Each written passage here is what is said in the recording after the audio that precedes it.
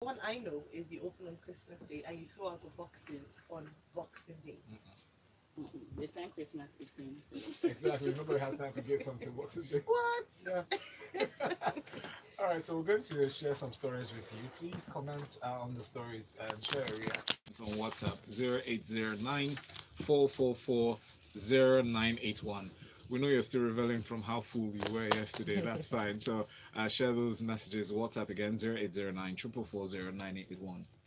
All right, you can also follow us on Twitter at Smooth981FM. Use the hashtag freshlypressed981 to share your reactions to this morning's stories. On YouTube, we're streaming live. You're home. Why don't you join us online for the first time today? Go on to youtube.com smooth 98.1 FM and subscribe to our YouTube channel and watch as well. You can use the live chat option there to send in your messages. All right, let's go on to our first story. Barrister Funmi is riding solo this morning, but I'm sure you know that she can definitely do this justice. Yeah. So move on to our first story yesterday. News, this is a follow-up from the wild jubilation, if I put it that way. The Christmas present that the president gave to Nigerians, as well as the two principal figures here, that's Moyele Shore and former National Security Advisor, Colonel Sambo Dasuki, retired. Now, this headline reads from the Punch newspaper. I'm ready to continue with my trial, Dasuki. He's talking about the fact that he hasn't shown up in courts in the past few proceedings, and why he's now ready to show up. Please take us through the story for me. Okay, so after he got the disobedience to the several orders granting him bail, the former NSA just decided, okay, I would not come to court the until the orders are obeyed. So he had, in a letter written to the Federal High Court in November 2018, stated, that's over a year, that I'm not coming until I'm released on bail, and then we can continue with proceedings. Yeah. So yes, the only, yes, we should, I don't know, I have mixed reactions. So I'm happy a bit that yes, they released them, but I sort of feel like really we should be more upset than we are jubilating, because you said it was a Christmas gift. It wasn't a gift for the presidency to give, per se. And the fact that it sort of feels like it comes after a high profile visit from the US. Yes. And I mean, we have one that we believe that the president should respect and obey more than a high delegation, and that is the Constitution. Absolutely. And by the Constitution, only one arm of government, and that's why I said it's not their gift to give. Only one arm of government has the right to withhold the liberty of a citizen beyond 24 to 48 hours, and that's the courts. No security agency has the right to hold you beyond 24 to 48 hours without the interference of the court. Even when they're not ready to charge you, even the ACJ that gives them powers to hold you pending investigation demand that they must go to a court to obtain that order. And so when the organ with the power regarding the liberty of a citizen has granted that citizen bail, for the case of Dasuki, keeping him 4 years afterwards, it's just until you finally obeyed. It's really sad. And this is one of the things it does in the trial. I mean, we now shift from the main thing. Exactly. The main thing was the trial. Yes. Sure, the main thing is the trial, but now we've shifted from the main thing to now this. It sort of feels like a distraction. Yes. Let me just talk about distractions right here. I was reading someone's tweet. I was talking about the fact that look at the way we're celebrating the release of Colonel Sambo Dasuki, retired. Someone that was indicted for something that we should all be looking for justice for. Now he's been turned into a hero. That's the annoying thing. The money laundering charge against him is not just petrol money or whatever. Exactly. It's money that was supposed to be used, or the allegation at least, it's money that was supposed to use to procure arms for the fight against Boko Haram insurgency. And so they are very serious charges. And so we have shifted that's what they don't understand that this thing does. They've shifted the focus from, and it's actually very unfair to have a criminal charge hanging over your head for over 4 years, and we don't know what has been done in that respect of time. The same thing, a lot of people will argue that, I mean, half of the people that are clamoring for Showeru were not his biggest fans before this incident.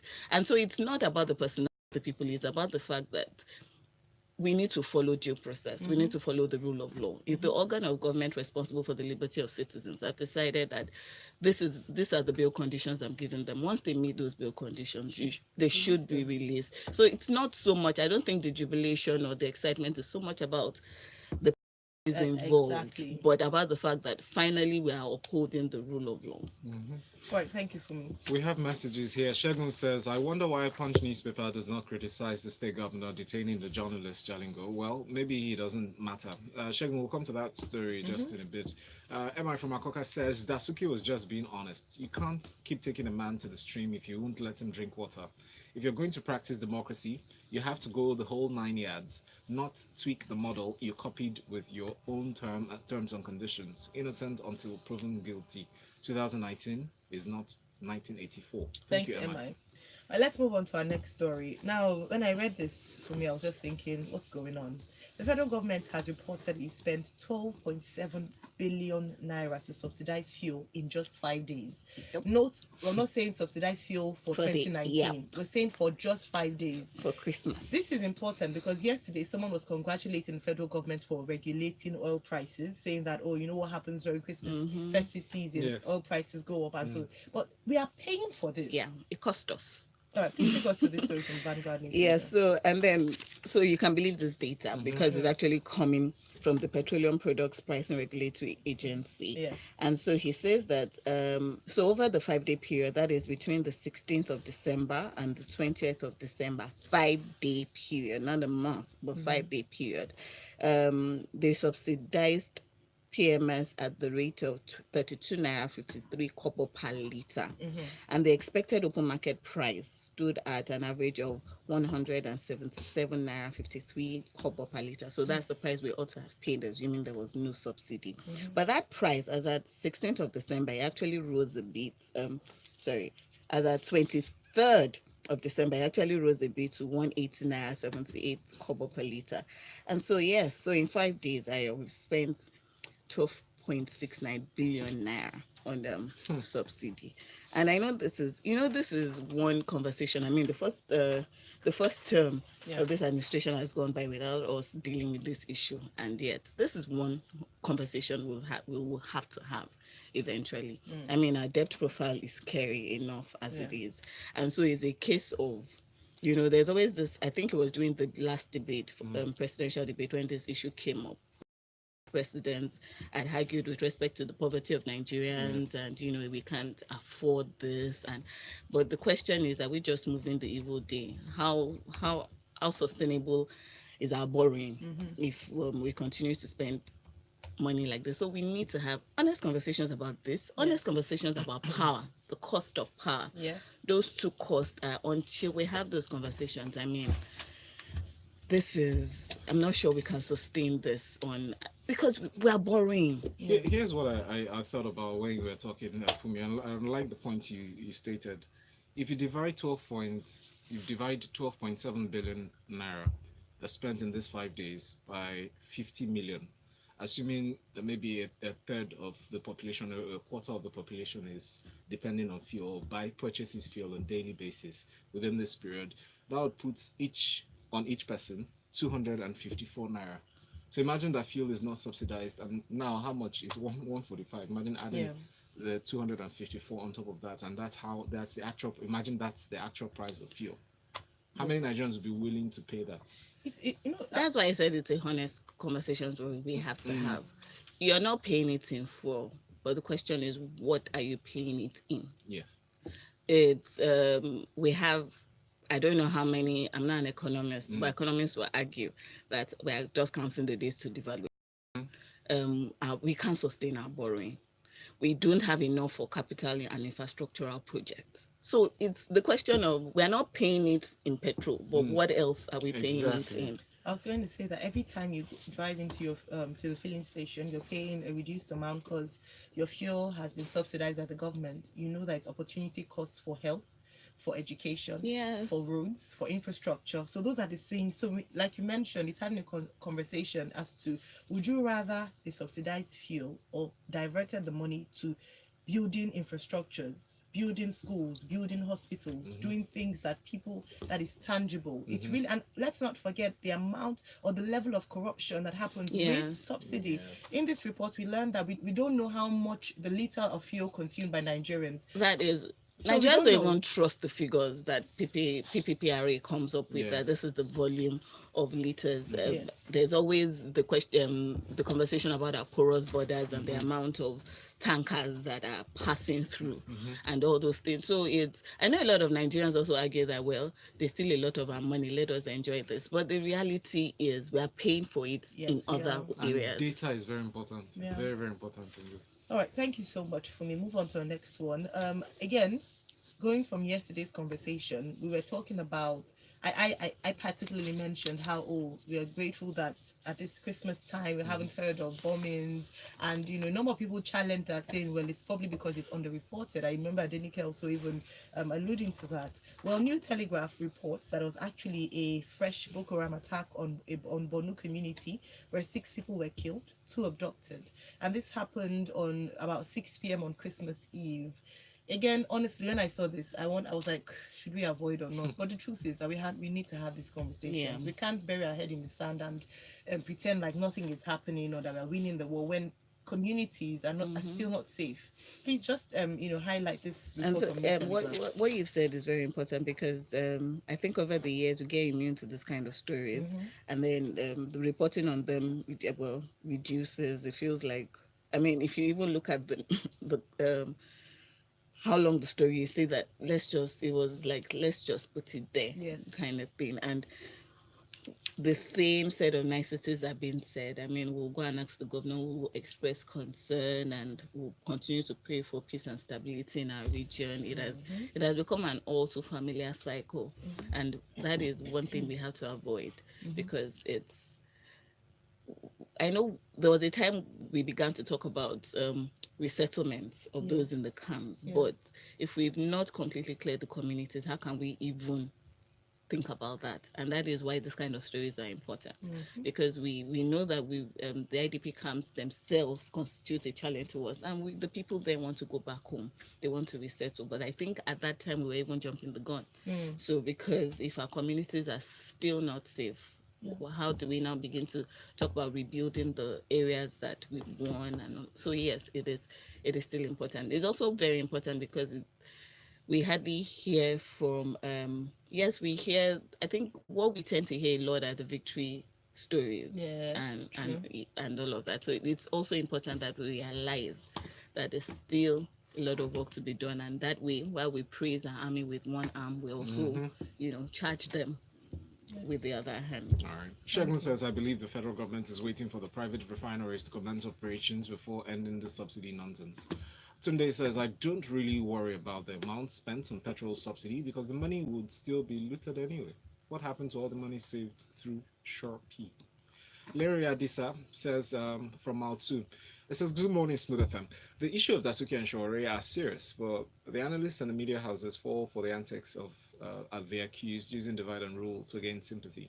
Imagine Jalingo's issue is not making the Punch headline, and that shows the poor journalism in them, and Punch has shown their support for the opposition. Thank you, Larry, for your opinion. It's respected. Emeka from Aja says, presidential media briefing. Please, I urge you guys in the media to get this president to talk to Nigerians. Let's ask him these questions. Ifeanyi Okwolise from IBA says, I believe government is subsidizing their inefficiency. If subsidy must be stopped, let them build more refineries. Olumide says, happy Boxing Day, thank you. I withdraw my commendation. Our government needs heavy banker. What's that? Oh yes, Olumide was the one who highlighted the fuel price yesterday, saying that, let's be grateful that it's been regulated. So thank you, Olumide. I'm glad you're listening. Adinka says, Merry Christmas, people. Funmi, we appreciate your time. I really do not understand. I thought we were initially made to believe the price increase in fuel is because subsidies ended, but no. Ni Olomo says, on the issue of fuel subsidy, Nigeria has 4 refineries that this government has refused to make functional while paying NNPC workers humongous salaries. Government must continue to bear the burden while they wait for Dangote refinery to come into operation. All right, thanks, Ni. Now, talking about highlighting their good work and we giving them, making them remember what the issues really are. The next headline from Premium Times reads, 2019 very successful year for Nigeria, says the president, Muhammadu Buhari. Now, again, also going back to the comment that talks about, please let the president talk to Nigerians. He is talking to Nigerians, because at least the people who went to visit him for this Christmas, went to pay homage on Christmas, they were are citizens of Nigerians. Maybe he's not talking to the right Nigerians, perhaps. Well, he's declared 2019 as a very successful year for the nation, thanking Nigerians for believing in him and supporting his administration to take Nigeria to the next level. He told residents of the Federal Capital Territory, led by the Minister Mohammed Bello, during the traditional Christmas Day homage. Funmi, please just highlight a few things that he said they've done really well. Oh, well, I'm not sure I will give them a pass, but I do like his comments with regard to infrastructure. Yes. He said, well, they've recorded sustainable progress in mobilizing resources to build infrastructure across the country. And this is what is reported that the president said verbatim. This administration sincerely believes that if you get infrastructure right, most Nigerians will mind their own business. They may not even care who is in government. But when you deny them infrastructural facilities, then there's nothing they can do. But I assure you that I thank Nigerians very much from the bottom of my heart. When I traveled to all the 36 states before the elections, what I personally observed and the number of Nigerians that turned up in every state to see and listen to me are more than what anybody can pay or force. So I like the fact that our president he seems to be focused on infrastructure. Yes. That is good. But you asked a very important question earlier, and that is, who does the president listen to? Yeah. And that is actually very key. And what I worry in a country like Nigeria, where there's a lot of big manism, so you usually have a situation where the cabinet cannot expressly disagree or argue constructively against the policy, and it's a very concerning subject, especially when you see pictures, this kind of homage visits and everybody bowing and everybody smiling and it's sort of I don't know, it sort of makes you wonder, so how does the president get the real feel of Nigerians? And I'm not just talking about Twitter Nigerians or Lagos Nigerians per se, but it makes you wonder the kind of feedback system that happens with the, and I think it's a very big issue, because our system of government would almost make anybody that occupies a form of political office a sycophant, because the people around you just suck up to you, because they want basically something. It's just, is it just that they want? I think we over respect power. Is it a cultural thing as well? You know how it is? Our culture plays a huge role in the way that we view power. Yeah. So there's always that thing of, respect those in authority, and also a religious mindset yes, as well. We don't question. Yes, don't question authority. Just wish them well. We feel that holding people to account is insulting. Yes. It's not. You can actually respectfully disagree with someone. You don't have to, you don't have to slander them. You don't have to say things that are wrong. Have you watched Prime Minister's questions? Oh gosh, you would love democracy. That's democracy in action. And I know people say, we're not the same, but we don't have to be exactly like them. But we need people who are able to respectfully hold our government to account.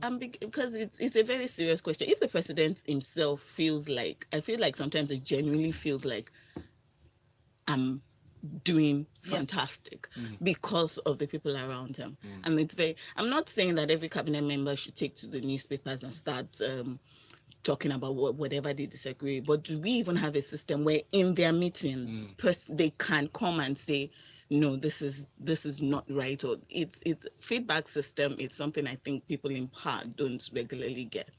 And that is why it's such a shock when social media, and we don't do it nicely on social media. So it feels like a lot of shock. Which is why they want to regulate that. Yeah. Interesting. How thick is our skin, though, to receive such criticism? Our next story is from the Punch newspaper, but before that, let's take this message from Emeka. Emeka is saying his feedback comes from his lieutenant, one of whom recently said our roads are in good shapes. Okay. The Punch reports in its headline, CBN clarifies reduction in current account charges and others. They've come to reiterate the statement they put out, explaining the new rates that will be coming into effect on the 1st of January 2020. That's next Wednesday. Funmi, please take us through this story. Yeah, so this is the real Christmas present. I feel like yes. Although Tunde won't agree. Oh, yeah. Tunde said it's a blow in a sense to financial institutions. yes, But this is this is the regime of consumer protection. Yeah. So there's been a lot of reduction in charges, and Lagosians should go look for it. What I want to concentrate on particularly is that the CBN has also issued guidelines with respect to complaints. In the past 1 month on Twitter, some banks have gotten a lot of heat over their feedback and complaint system. And so the CBN has issued guidelines with respect to banks acknowledging complaints from depositors, and that and there are fines. So a bank that refused to address customers' complaints within the prescribed timelines would attract a fine of 100,000 naira per week. Non-resolutions of the complaint within prescribed timelines also attracts a penalty of 500,000 naira per complaint per week while the infraction subsists. Non-acknowledgement of complaints from customer or non-issuance of tracking numbers attract 2 million naira per complaint. So yes, this is the part that we should be conscious of. Like I said, this is the regime of consumer protection.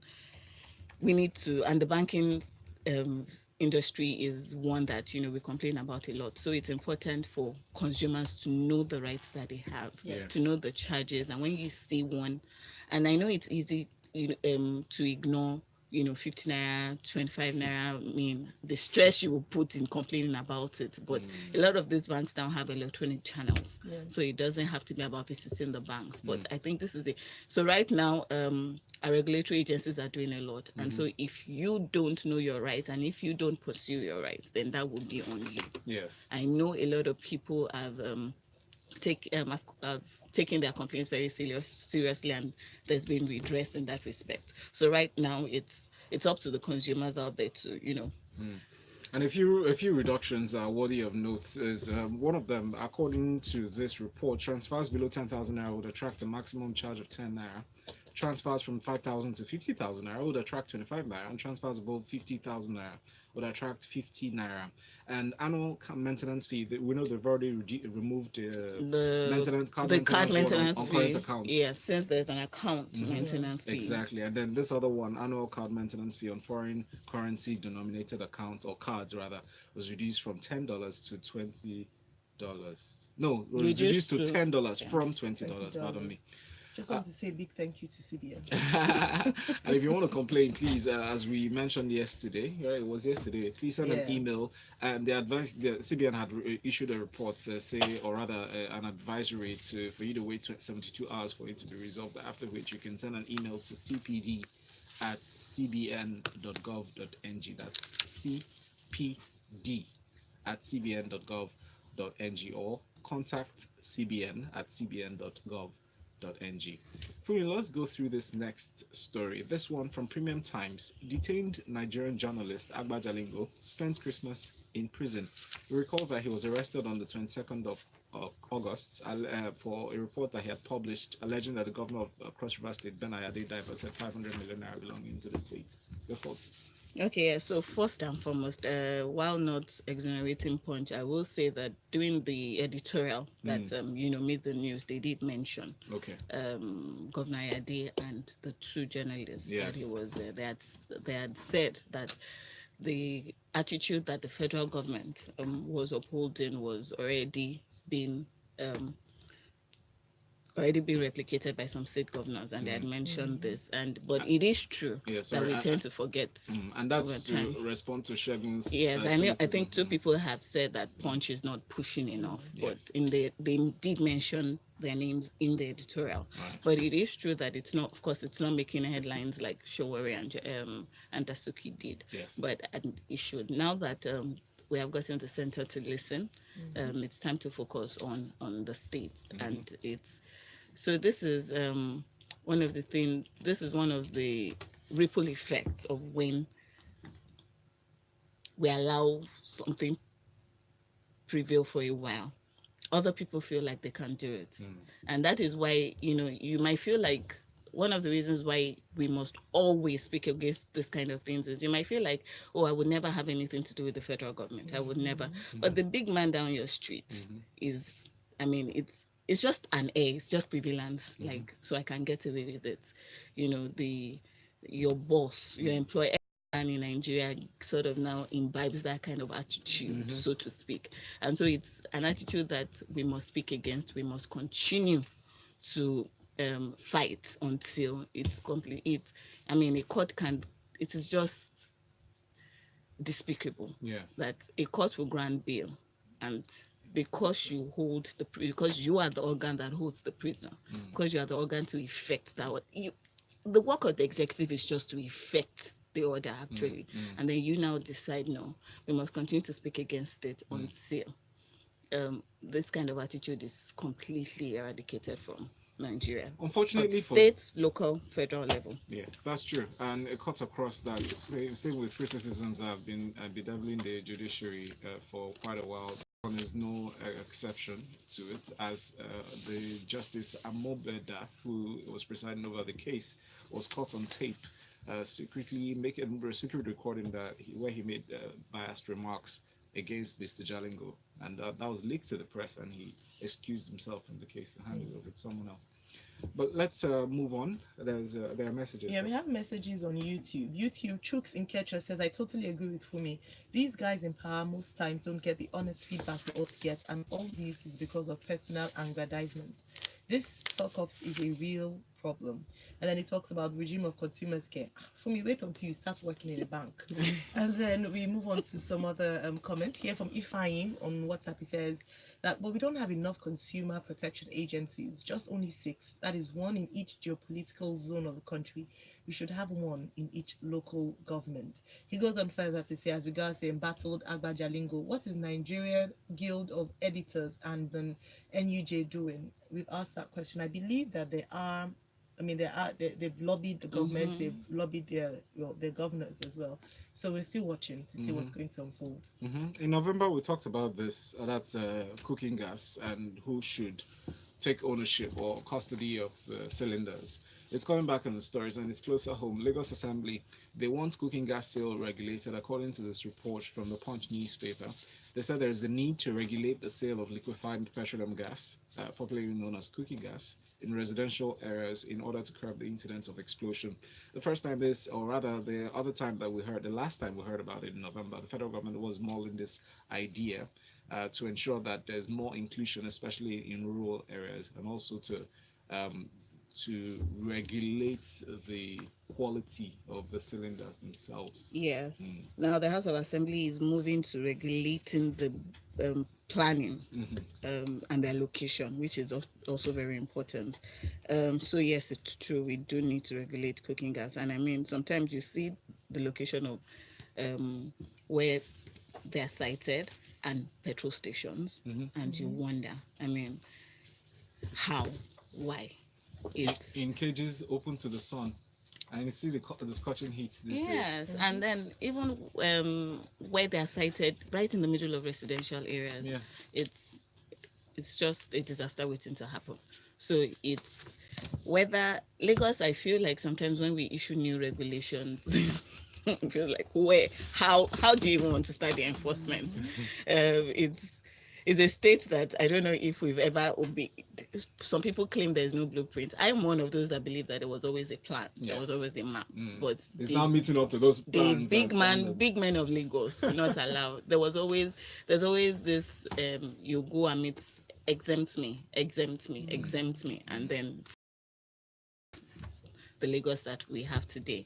And so yes, it's very important for health and safety reasons to plant this cooking gas plants, liquefied natural gas plants have no business being in the middle of residential areas. It's very, very important. And it's nice to see the regulations, but for Lagos particularly, it's how well they're enforced. That is always the issue. The last time I checked, we're over 26 million Lagosians or citizens or Nigerians in Lagos. Thank you very much, Funmi. You've been awesome. Coming on a Boxing Day, giving us a fresh start to the day celebrations, opening of gifts, even if some other states are just throwing away the boxes. Thank you so much. You can catch her on Twitter at Funmi Odude and wish her a very happy Boxing Day. Next, we talk entertainment inside of the Grapevine. The headlines, the stories,